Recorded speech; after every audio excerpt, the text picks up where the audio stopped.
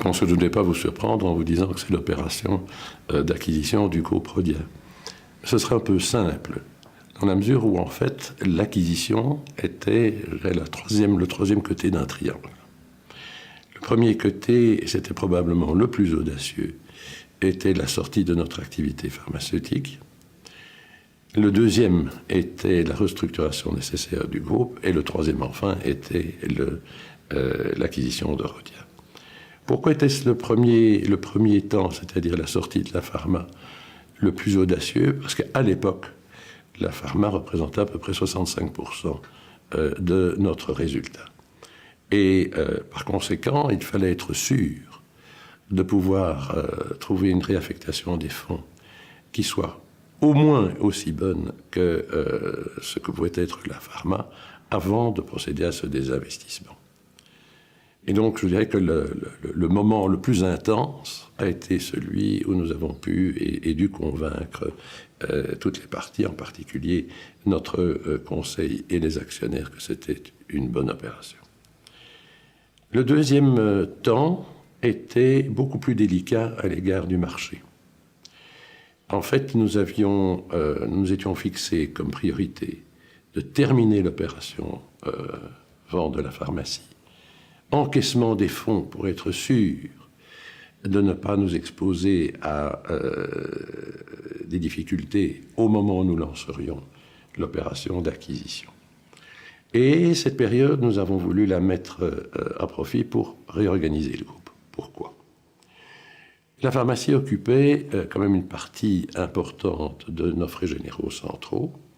Et je m'étais rendu compte d'une chose, c'est que si nous ne procédions pas, à l'occasion du désinvestissement de la pharma, à une remise en cause fondamentale du fonctionnement du groupe, eh bien, quelque acquisition que l'on eût pu faire, eh bien, nous aurions eu des difficultés parce que nous aurions reporté sur l'activité que nous achetions tous les frais fixes qui n'étaient plus absorbés par la pharma.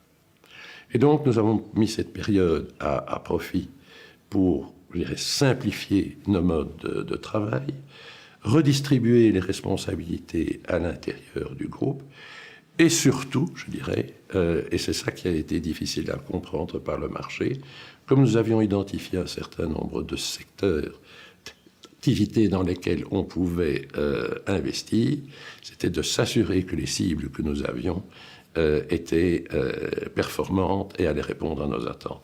Et pendant cette période, nous avons bien entendu observé le développement de Rhodia qui correspondait aux critères que nous nous étions fixés. Et cette opération a été le couronnement d'une opération en 3 temps.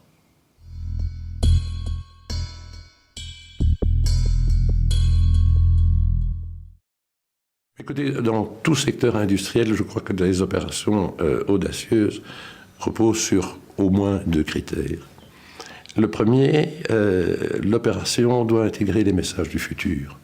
Le deuxième est la capacité à faire la distinction entre l'illusion et la réalité. Et bien souvent, on se rend compte que les entreprises ou les managements voient la réalité qu'ils veulent voir. Et c'est au moment où on a fait la distinction entre cette illusion et cette réalité qu'on se rend compte que les grands mouvements apparaissent. Alors vous me demandez quels sont des beaux exemples.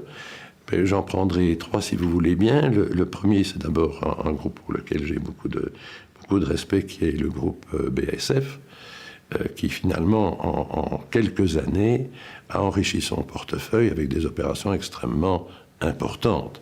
Et je pense aux acquisitions que BASF a pu faire de groupes comme Ciba ou de Cognis, qui sont de très belles entreprises qui sont venues enrichir leur patrimoine.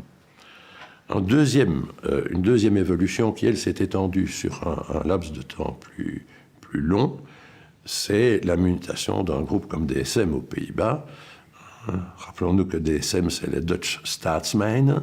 Ils ont commencé en 1902 avec l'exploitation de mines de charbon.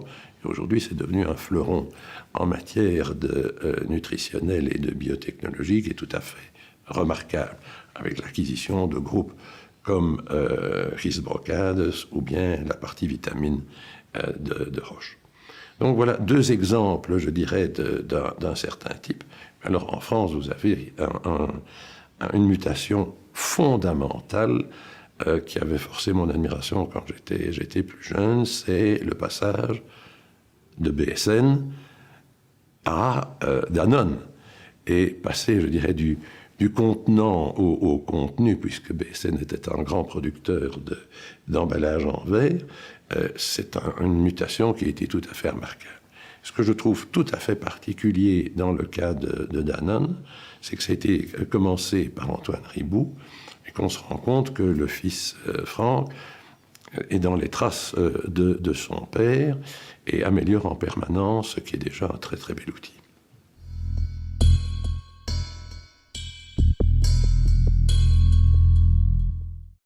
Si vous voulez bien, cette opération, elle restera ensevelie dans le fond de mon cœur et dans le fond de mon esprit.